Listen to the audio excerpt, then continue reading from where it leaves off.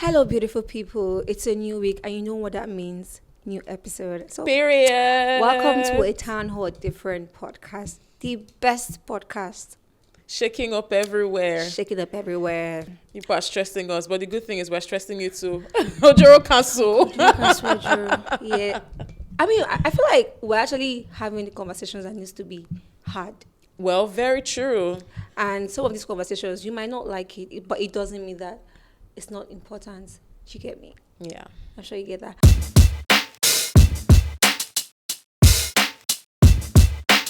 Anyway, just in case you don't know, my name is Otosorochi. And I'm Sarah. And we have a guest today. An OG before IG. OG. We have one of the baddest producers, mixers, and masters in Afrobeats in the world. You have a Grammy as well, Grammy certificate. I have three. 3 Grammys. Oh my God! Yes, I have 3. You guys, don't be It's supposed to be 4 actually, but they put. You know how they give you the certificate? Yeah. So they gave me for producer. Then they gave me for producer, mixing, master, and mastering. But they were supposed to separate it. So I have 3, which is the subsequent Grammy. They gave me another. So which first of all, let's say his name. His name is VTEK. Yeah, VTEK the Awesome. Awesome. What did you call it again? VTEK the Awesome. Did you hear that? He's like responsible for a lot of the hits that we love, taking it way back to the days of P Square, personally, Ejajo. Oh my goodness. But let's not even get into what they are doing right now with themselves. We will not even do that. Yeah. The likes of Yemi Alade, the likes of Cynthia Morgan, the likes of Kiss Daniel, like so many names. But let's talk about the songs that got you the Grammy. What songs were those? Okay, so I got to work on the album Mother Nature, Mother Nature. That's Yemi Alade.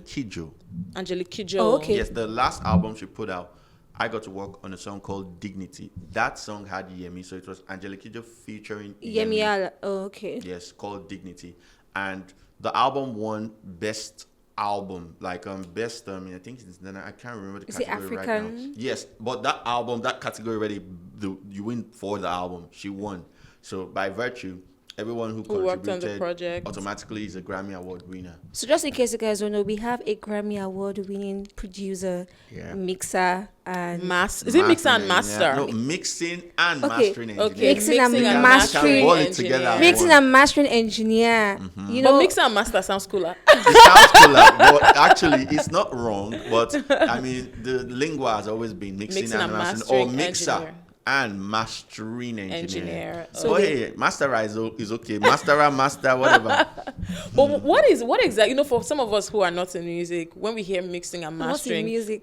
I mean, we don't make music. Okay, yeah, well, that's what I mean. We don't make music. For the dragons. No, but we don't make music. I said, no, you don't make music. You ain't music, but you're talking. Talk. It'll be all right. That's exactly how they sound. Right. My goodness. Anyways, for some of us, like, what exactly does a mixing and mastering engineer do with a song? Okay, so if you view a song as how you view cooking, you have ingredients. The mixing and mastering guy. So let me do the analogy well. Making music is literally cooking. Okay. The instruments on your song are the ingredients. Yeah. The mixing and mastering engineer is the guy who determines that, okay, salt 2 pinch, pepper 1,000, not 1.5. Water 1 cup, not 2. So that when it is done, you see the process of putting it in the pot and stirring, that's mastering. Because mastering is preparing that ingredient and the quantity for you. So when you eat it, you don't eat, this rice, this salt is 15% just accurately. You just enjoy a great meal, right? So I use that analogy. Like, producers come, these are the ingredients: guitar, flute, trumpet, vocals, strings, whatever. Mix it. When they've done that, putting it together, they give the mixing guy, okay, we've packed all these ingredients. Help us to ration it so that it will go into make it a good meal. Yes. So at the point of doing that rationing, you already know this food is good, but I cannot just pack all those, individual ingredients like that. So we put it in the pot, which is mastering. Mastering says, okay, all of this, we've determined this is what it's going to taste like, this is what it's going to be like. Boom. Stir and then the mastering engineer makes sure that at the point where it's cooking, it is not going to overcook. So when you put it next to other people's rice, they will now go, this one is too soft. But they won't know that from the beginning, you had the right ingredients, you did right portioning. But mastering was supposed to take all of that and glue it together so that when it goes out there and meets other people's records, that's what mastering is. Mastering, the term mastering is literally you want to create the music or put the music sonically, that's the sound, everything that forms that, so that it's competitive. So that when they play this guy's record, they play yours, it sounds fully mastered. So it's just, that's what it is. So do you, as a mixing and mastering engineer, I'm really trying my best not to say mixer and master. As a mixing and mastering engineer, that means you hear some songs and you think, they didn't mix this one well. Oh, it happens all the time. I'm so tempted to ask so how which do you one. know? I'm tempted to ask which one. How do you know when you hear a song that was perfectly mixed and mastered? So, sound is imprint, right?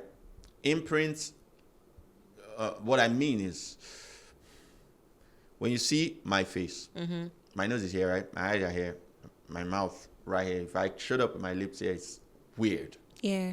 So, how I know it's good, it's imprint. You, the consumer, you are used to a certain kind of music. You are used to what you've heard over time. So it forms what you consider as good or bad. Yeah. So I can tell that, okay, this genre was mixed wrong because in jazz, these are the elements that shine. But this is sounding odd. What if it's a fusion of other genres? No, when you do fusion bends the rules, right? But music is like, you have ground.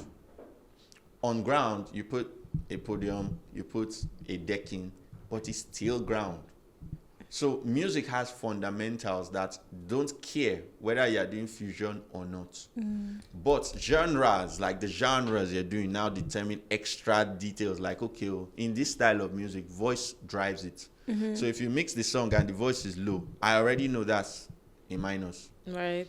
Oh, this song, for instance, when you do like all these, the Makosas, the Zouk, the Coupe de Calais, those songs are heavily driven by the drums and the bass. But you have your snare in those records are very pronounced. Now, if you play Makosa song for me and I'm looking for the snare, that's already a problem. Do you understand why I said it's imprint? You determine what. But these sounds are things right. that the average listener So there's would never pay attention. there's something you are looking out for. Yes. When you hear a But the sound. average listener wouldn't know, but they just know that something is something's off. Yeah, but they can't But this is the pinpoint danger. it. If they keep hearing that something off long enough, it will become the new normal. So now, me who knows the rudiments, I have to adjust wrongly. And that's where people will now say, "Oh, this artist has changed his sound." Yes. Has that happened in recent times? Oh yes, it has. You see this Afrobeat that we are doing, it has the story is plenty. Let's get into that. You've been in the game for over a decade. Well, at this point, A I am. Let me see. It's more than a decade. More than, because Are you joking? this year I said over a decade. Oh, okay. So Over you were a correct. decade, So yeah. the thing is, I made my first beat in 2004. Whoa. So technically, I am 20, 20 that's years. 2 decades. Yes. Over 20 years. Wow. Yes, at this point. But I intend to just cap it at 20. Because I like to count from the year I started to the upper year to form 1 year, right? Okay. So 2, 4, 2, 5 is 1 year. Okay. So basically, this is 20 years. 20 years. Now, if I'm to go by when I started working officially in studios, that's 2007, that would mean I'm 2 years shy of 20. Yeah. So I've done this. That's a big deal. Oh, yes, it is. Let's just say 2 decades. Yes. So I've done this a long time. And I've done it longer than that because I've just been a music arts guy. I love arts. How did you get into that? My family. So you're from a music inclined family. Yes. None of my parents were professional musicians, but I grew up in homes where, I had comics all around me. We were free to draw. We liked music. We had this keyboard that when you press it, to play one song. Were your parents choir masters and choir My mom mistress? used to be part of a choir, but not like a professional. She just loved it. My father also a huge music enthusiast. God made it that life happened the way it did, because at the rate we were going, because of him, we probably would have been doing reggae, and then it would be funny because I have the dada because of how much of that we heard. But we also grew up in a house where there was no genre of preference. So I heard you could explore. Yeah, I heard. So the way I put it, we had Onyeka Onye's original album. And we had Janet Jackson's original album. And that's High Life and R&B. And we loved both. We would play that, and my mom that's a perfect balance. That's range. Yeah. Do you get what I mean? So I grew up in they call it, there's a name they call it, like when you enter a box and then you go in the box and you see all sorts of colors, or a candy box. But when you open it, there's Snickers, there's Bounty, there's everything. So you are making choices based on the plenty, not based on this way. Yeah. So I didn't know rules. That's one of the things that helps me till this day. I didn't know rules. I didn't know, so with sound, it must be like this. I can tell you principles, but I learned the principles along later. The way. I came from a place where just give it good, do it. So that's how I got into music. I picked music because initially I used to be the drawing guy, draw. That's what I was known for. I still have family that would see me today and be like, if they had told them that I stopped drawing, they would have said no way. That's how deep into it. But it wasn't just about drawing or music. It was that I loved art. I'm always thinking creative thoughts. So you're a full-blown artist. Oh, yeah. I feel like a lot of artists are like that. A lot of people who have the acting talent or singing talent or making music talent, they also have the talent for other sides of sides of art. Yeah. Lots of people like that. But, I mean, some of them never explore them. And, with me, I loved this thing so much. Then I started doing it as work.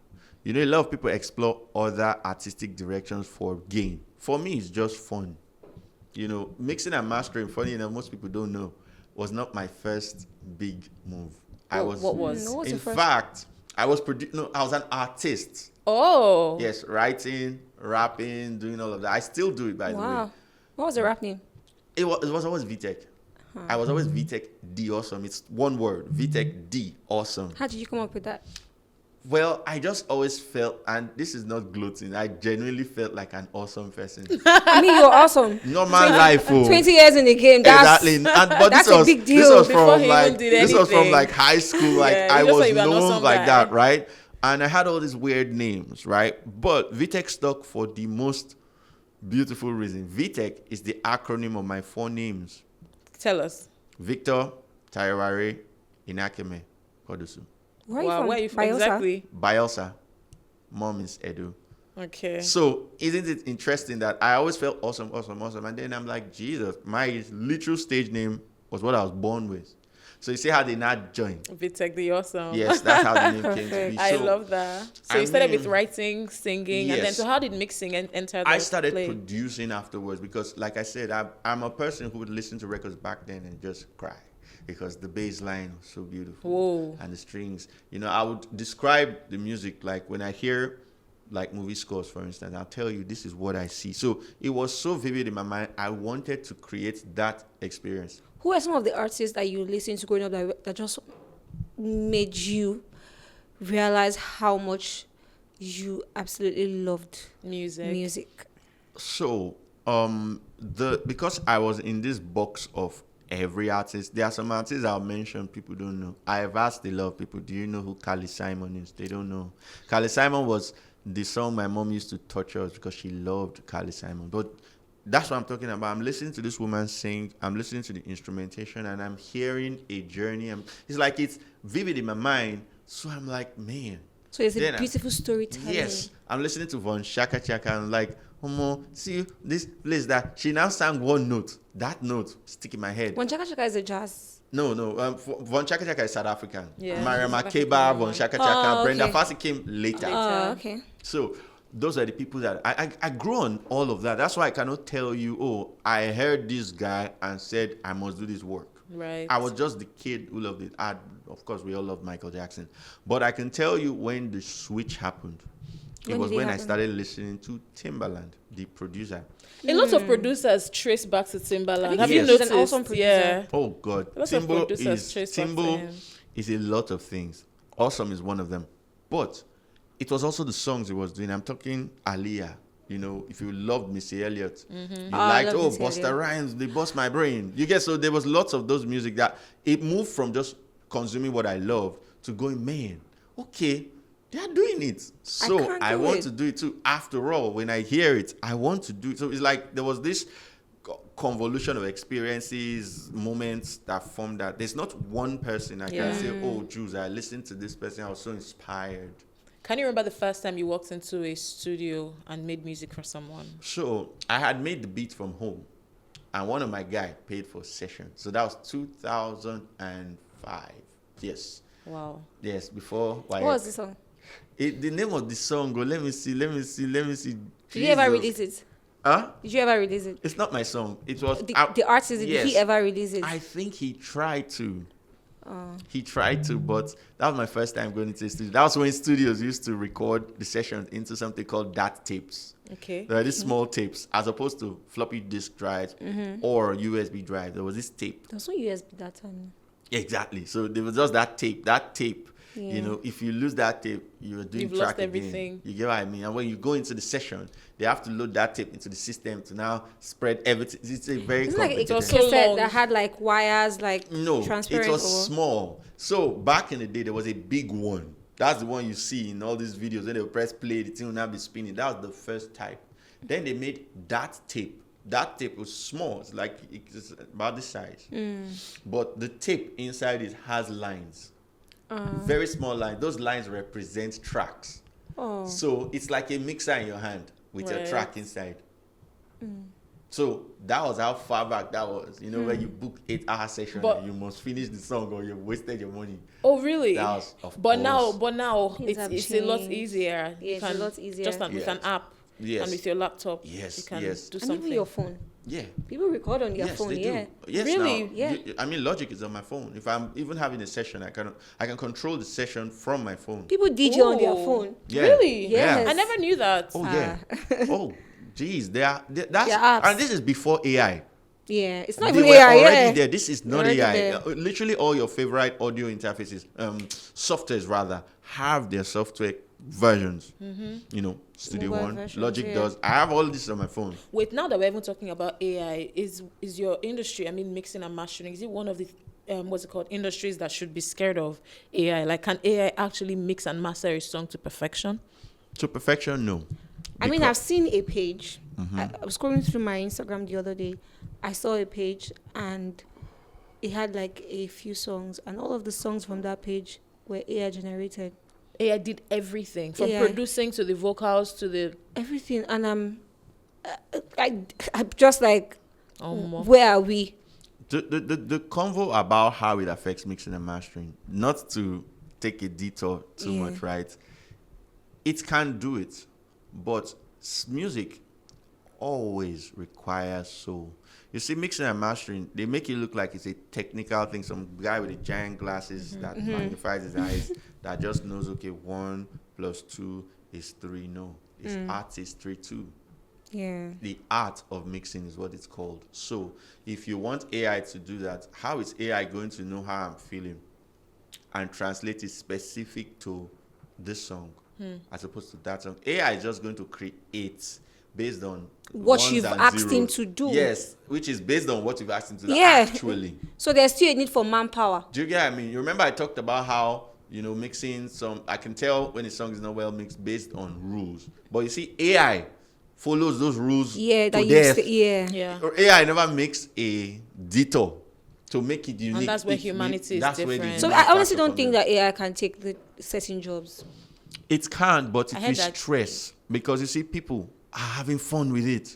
Plus, with AI, it's like, oh, if you want to mix and master and you paid $1,000, AI will tell you I can do it for $50. Yeah. And the truth is, like I said, if you do something long enough, it will shift the culture. So if people keep hearing AI sounds, after a while, that will become the new normal. So that's the danger. It's not that it can take the jobs away, but it will stress even the audience.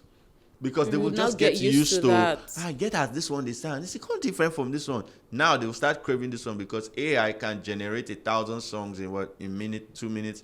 I would have to sit down, decide translate experience or fiction, all of that Take ceremony. a lot of time AI, you for just tell it, write a song about heartbreak with Justin Bieber's inflections and The Weeknd's voice, and I want it to be moody, enter. And to bring something out. 4 minutes later, you can even add Drake for you. It will bring something out. My that goodness. won't get too free. So what was what was your first, would I say, hits? Your first hits, was it as a producer now or as a mixing and mastering engineer? Producer. So what was your first hit? So my first hit, which was contested by the two guys, God bless their souls, is Personally. P-Square, Personally. That was the first time people heard of VTEK. That was from that song. Let's talk about the making of Personally. And how did you feel? Yeah, because at the time P-Square made Personally, they were already like at the top. How did you feel when you realized that song was actually a big deal? Because it was a big deal. Yeah. Super big. So, you want me to talk about the process? Yes, the process of making it. Truth be told, we had already been working a year before. We had even done something with Lagbaja for Glow. Okay. There's a song they did for that Unlimited. When they started the campaign, it was P-Square and Lagbaja that were the faces. I remember that. I made that record as well with Lagbaja. So we had been working. They come and then they heard, of course, Kukeri was huge. So Paul had this idea, like, let's take that drum line and make something. Do you understand? So he's like, oh, let's explore. So, of course, I do my thing production-wise. Then we start putting melodies in there. We were trying different melodies. One of them stuck, which is like, do, do, do, do. That stuck. And then they started writing. He was the one that now came up with the personally. You mean P-Square? Yes, Paul. Oh, Paul. So it was a broken process. The music was made over 2 weeks because they were also traveling. And their process is kind of slow. I hated it because music flows for me like play. But for them, they would write 2 lines and argue it. And in my head, I'm like both of them? Yes, they would talk about it. They would argue. They would imagine what it's really about. And I'm like, what if... Guys, you're actually going to hear this thing and hear the basic lyrics, you're right. But it was that deep for them. That explains why they were able to... Now you said, I just think about storytelling in terms of the music that we listen to now. Would you... Imagine... writing your songs and you are arguing about or thinking about thinking about the picture, just trying to like make sense out of it. That shows so much intentionality. Yes, and that's what I'm saying, that explains why P-Square was at the level that they were on, because it was not vibes for them. No, it wasn't. It wasn't vibes. If they sang, oh, I wish, I think, say, you feel very bad, mama, they thought about it. It was not. Moment, see vibes, cruise. Oh, so Habatically came out like so cruise. Now what was that moment? That was the cruise in there. That was cruise now. That was the cruise. But when it entered, I don't know what you're saying. It entered like when they said it, they would laugh in the studio because that's why it was significant. Yeah. Because these are guys that are so intentional. When they throw in freestyle, you catch it. It's not like a song that is full of it. Yeah. So you don't cast. Do you get what I mean? Yeah. As opposed to them, when they say habatically, it's distinct. Today, you had this group of guys that wanted the habatically moments everywhere. So it now became flashy. Yeah. I just think about it that away from having multiple hits, P-Square had hits in terms of album. Absolutely. And year on year. You have album of like 12, 15 songs, and all of them are hits. I don't think we have that now. No, we don't. As somebody who makes music, what do you think about, because I mean, recently we put out an episode where we mentioned that the quality of Nigerian music has dropped. And there's been a lot of mixed reactions. Exactly. Okay. So for you now, who is at the back end of making these songs come out and, I mean, turn out to become hits or become relevant, like, do you actually think what do you think about the quality of Nigerian music over the years? Bearing in mind that you've been doing this for about 2 decades now. Trust me when I say we didn't have to get to this point, but it's a point. And the truth is, the music is so, I would say, it's weak in depth. Now, this is not for every song, but a lot of songs, and I can say this with authority. I can even name songs because I'm not afraid of anybody. Please name songs. It's a town hall difference. Yes, we say our minds. So it's like Colors, So let me try to play it the way I saw it get wrecked. You had the likes of the P Squares, the Two Face, that they, if you came from the era where you booked sessions, you had to know what the F you were doing. If I had 4 hours to be here, it has to be worth it. It has to be worth it. Now, if I want to play for 4 hours, I came ready to play. You already know what you want to do. So time started to progress. Making music became easier. Musicians started to get lax on the principles that govern what they did. On the back end, it starts to affect the way inspiration works in their head. Yeah, they got lazier. Yes, in a sense. Then you had this era of musicians that anything we just talk, everybody go like them. The Terry G's, the team. These are all legendary musicians, but they introduced a layer of music that started becoming less serious. Yeah. Do you understand? Like, if you can ask Terry G what Wangolo means, and Wangolo was on every track. Like, innocently, they were sliding down more. See, leave all this kaku, let's just color. It was working. Yes, because like I said, if you shove stuff down people's throat enough and it gives them a feeling, they might get used to it and forget what was good. So people like the Terry G's and the rest, who are also great musicians, came and they loosened the belt, which was good. But they did it so much that the ones that were tightening the belt started looking odd.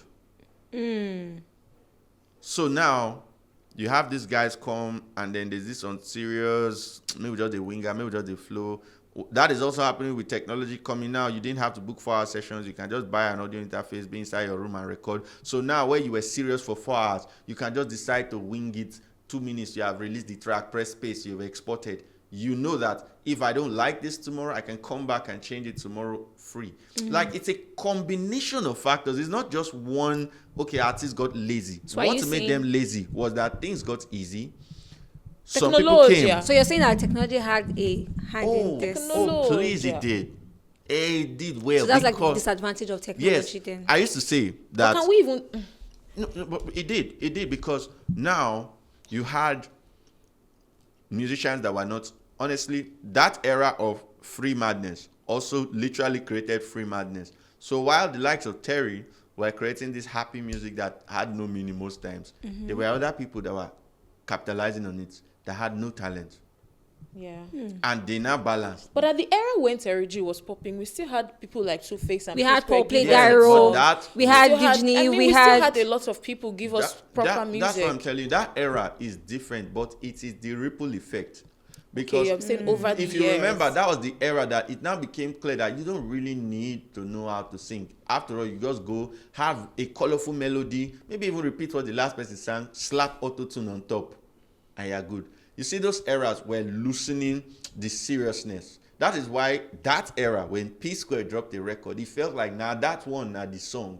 That one are song. All this one are just sweet. Those are the musicians. That is why Asha could still blow, because it was clear then that, there's a difference between when Asha went in the studio and P Square went in the studio. And took out time to make music. Yes.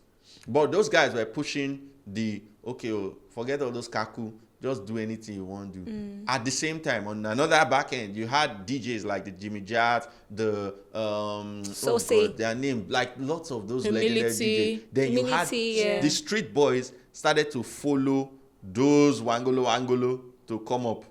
Boys that maybe they knew music, but they did not value the depth of music. So they started I remember that back then Alaba used to have like a playlist of songs. Yes. So for your song to make it to that playlist, it needed to be in a party sound that would tilt towards them. It got even worse Terry with the Alaba. True. They started saying, if you don't put Terry G or you don't put Timaya.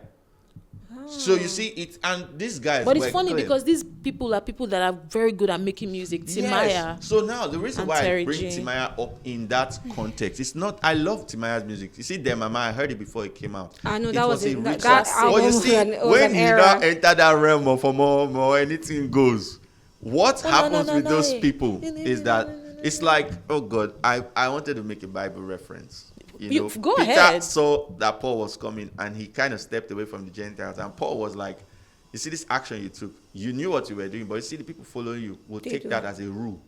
So Timaya was having fun. Terry G was having fun. Whiskey shows up. Whiskey too. Whiskey is a smart dude. But he's giving us, oh no. So now he's not telling you that Omo, I just a cruise, not to take calm, no carry and run, no. Just enjoy and go back to what you know. So the people that followed them did not have the depth they did, but they had the templates they had. So music started to with water down, auto-tune came. So now if you did not even know how to sing, wow, just put the auto-tune there. As far as they enter their playlist, they go jam up. Then it starts to go forward.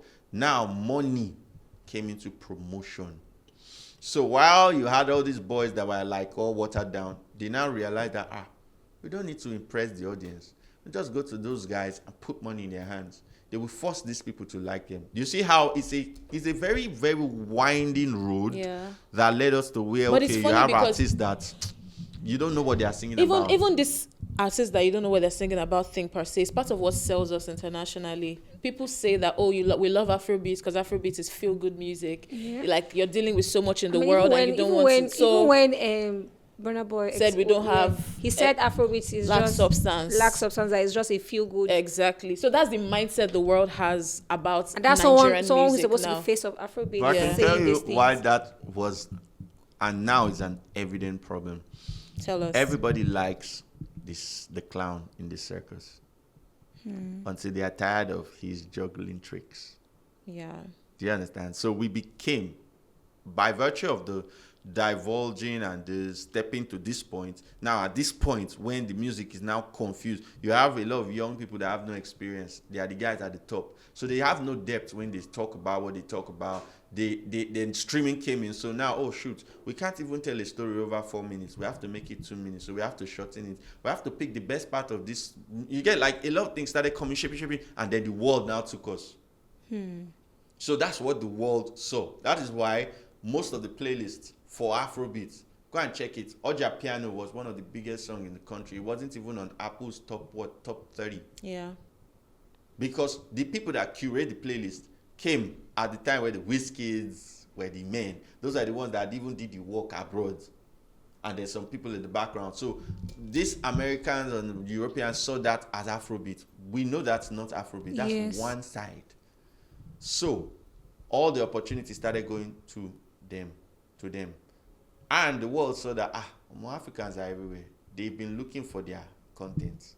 So let's consume. Let's send more. In fact, let's go and bring some of them and make them huge. Burna that you're talking about, listen to Burna Boy's music. He leaves you with things to walk away with. Yeah. His music is deep. Yes. Whiskey is the one vibes. That is very candy vibe. His music is deep. I just feel like I hope that he would actually practice what he preaches. Here's the funniest part. People, they say, Afrobeat is feel-good music. Wasn't reggae feel-good music? It has always been feel-good music. Exactly. But like, in that feel-good music, they are telling the story. Yes. There's depth.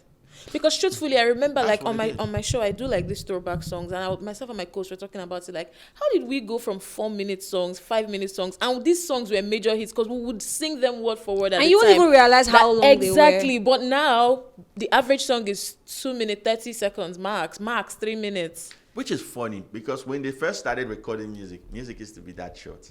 Most people don't know it. But some of the oldest records, I'm talking 1915, 1900, I went and I have all of them that I listen to. And you will sing songs of 1 minute, 1:30. Now, really? Their constraint was that the means of transmitting the music was so expensive that it made sense to make it short. But now we're in an era where it is literally free. However, we started considering things that were not considered before. For instance, attention span. So now, let me go back a tad bit to that story I was telling about how the industry got to this point where it's now weird. Back then, you wanted to hear what the musician was saying from top to bottom. I wake up in the morning and I brush my teeth. Yeah. You get like he had, and it's like almost his story line. Picture, So now, when the even without the video, you already know what he's talking about. Exactly. Now the colorful guys come and they're just like, make the wangolo, and it's all colorful and happy, woo, woo, woo. Now people realize that inside this happy place, there's the happiest moment. Let's just move it. So let's just make the happy moment the first moment. So from that time, DJs were already telling you the hook went sweet when you put for end, put down for beginning. We're already preparing for the streaming era that now says if you get a 5 minutes play, 7 seconds play rather, 5 seconds play, it counts as one stream, which is money. Me, I've already been preparing beforehand to just give you the sweetest part and move on. At the beginning. Now I'm in an era where literally I have to do that to make money. Because it's business. Yes. So I've entered a place where it's literally the normal to make the music short. Because the sweet part, I also cannot give you the sweet part to tire you. Yeah. So I have to give you at quickly so I can move on to the next one. So that, and then so that I don't lose your attention. But also, I get your money. Because if I give you 4 minutes, you know what to hear it. But if I give you 2 minutes in 2 places, you will hear it. Yeah. And you will think that, oh, more, these songs are so short. You see how the brain starts to work around the technicality to create this realm where once you hit the track, you want to just, you may just switch. If you know switching, press next. Which is ironic because I started listening to a lot of the new songs. I'm like, the sweet parts, I don't even know where it is. I'm not disrespect to most of them, but I genuinely feel that way. Somebody pointed out something recently on Twitter. The person was like, and I never thought about it with you, Davido and Omale's with you. There's no hook. They just both have 2 verses and that's it. Yep. Just think about it. I didn't think it used to be like that. Yeah, normally there's always a hook. So it just came with Omale's verse, Davido's verse, we dance everything and that's back in the day, and God, I'm saying back in the day like this. And I think it kind of like worked for them. Absolutely. See, now we're in a weird place. That's why I said from the beginning that it's a weird place we're in. Back in the day when MI did Safe, I don't know if you remember Safe. Of course, I remember when he was bringing other people. They call me Timaya. Yes, just because I'm getting high, I'm shooting fire. Blah, blah, blah. That song was a moment. Leave me alone. Yes, that Safe record was special because you were used to intro, verse 1, chorus, verse 2, chorus. This guy comes and gives you all verse. From people's hooks. Yes. So it was special. Today, you just said, with you, has no chorus. Honestly, I didn't even know. But now and you think about it, I didn't even notice because I've heard a lot of songs. In fact, when I mix and master for some of these guys, I'm like, dude, this is the chorus now. And they'll move it here, then they'll now move the verse. And I'm like, I don't get it. It's like everything goes. So it's confusing. There's no template. Yes, and it's not a flex because you have Afrobeats. Afrobeat, that's Fela. In Afrobeat, there are variations. I've listened to most of Fela's songs. That's how you know that genre expands beyond just that that everybody jacked.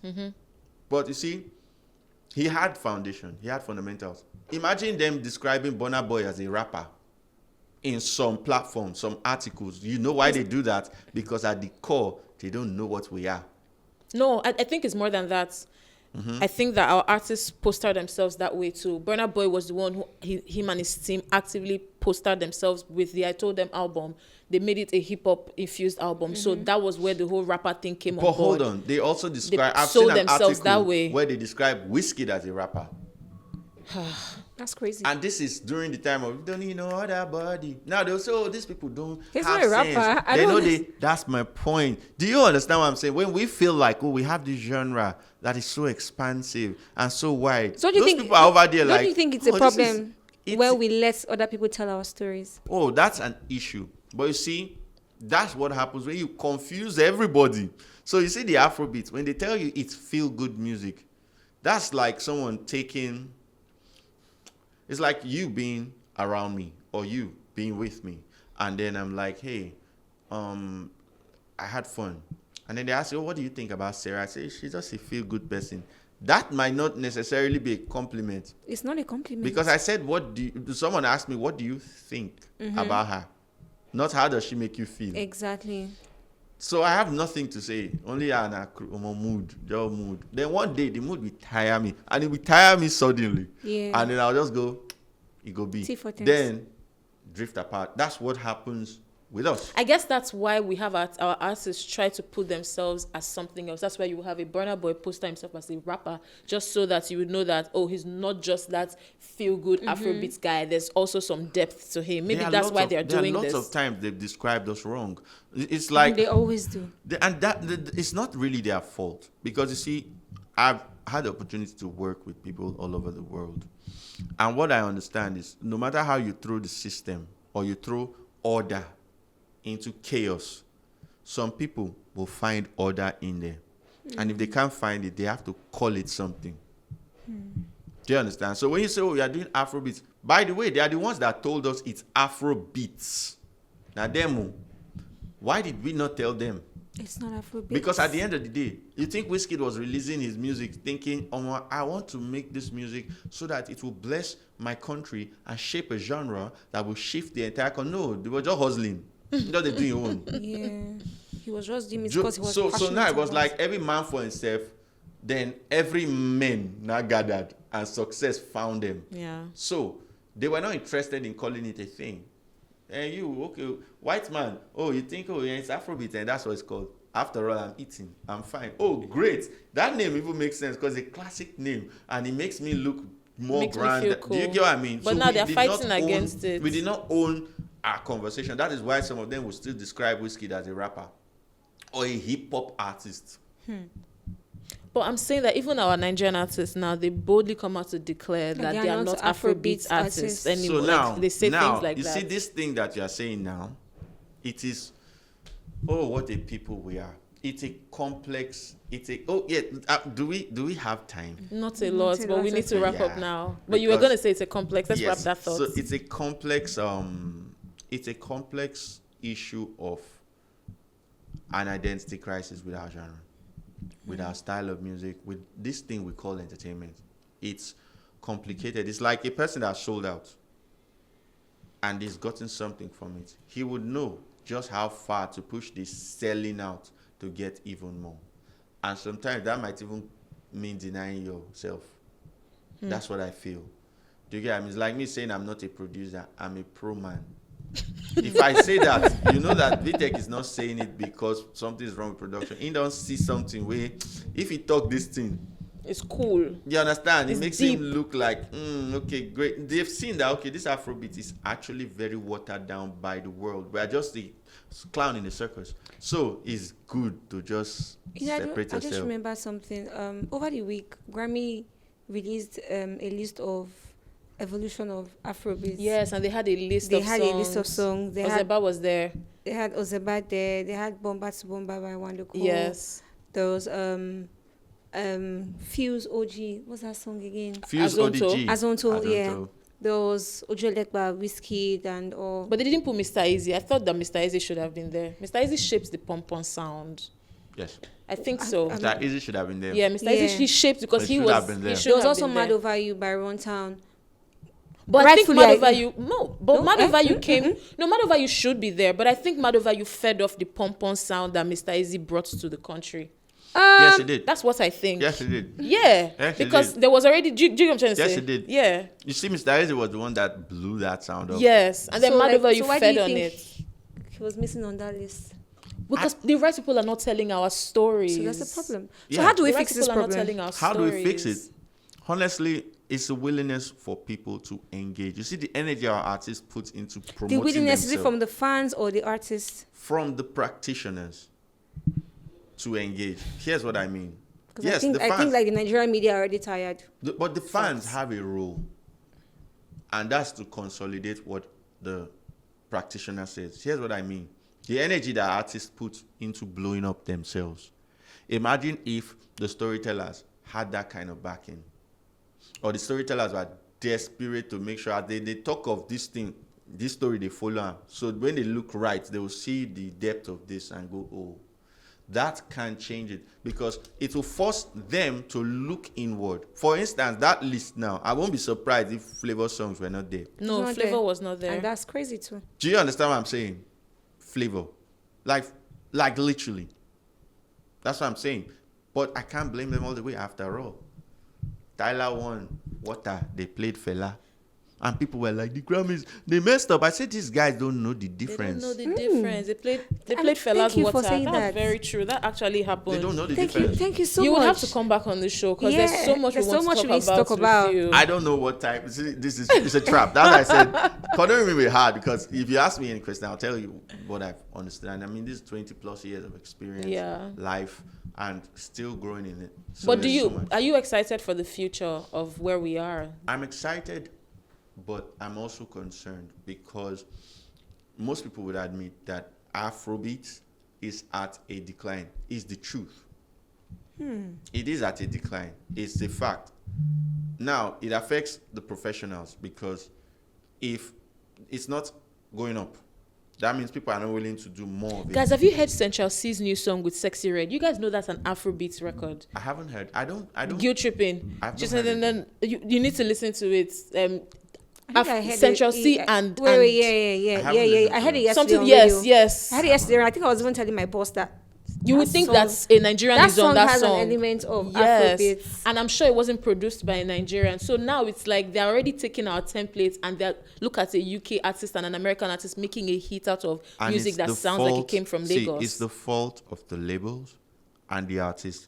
But you've said that there will be another day, right? Yes. Because you see, that one is a story of its own. Oh my God. Oh my God. Watch our podcast so that we'll be able to pay for studio time. My goodness. Oh my God. I feel like it's such an honor to have you on this podcast. Yes, for real. You guys, it's a big deal. I'm sure you guys will say that 3 times Grammy Award winning producer. No be cho. Walking's Day. Okay, just so you know. Walking's Day. So don't forget to follow us on all platforms. It's a Town Hall Different podcast. Nice. We see your likes, we see your comments. We really appreciate them, to be honest. And this is why we do what we do. Yeah. And we see the haters too.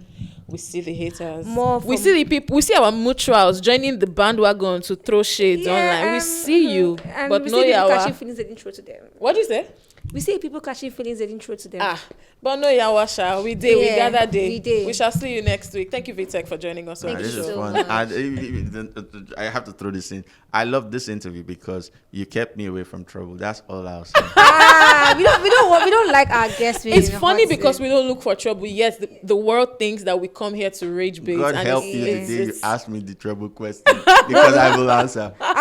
Okay, we love that. It's a town hall different. But we asked you which song did you hear and you thought wasn't mixed well. You didn't answer. I not answer because no time. It's not too late. You can tell us Say now. one. Oh God. Okay, so the one song that comes to mind was actually Alcohol, Joe Boy.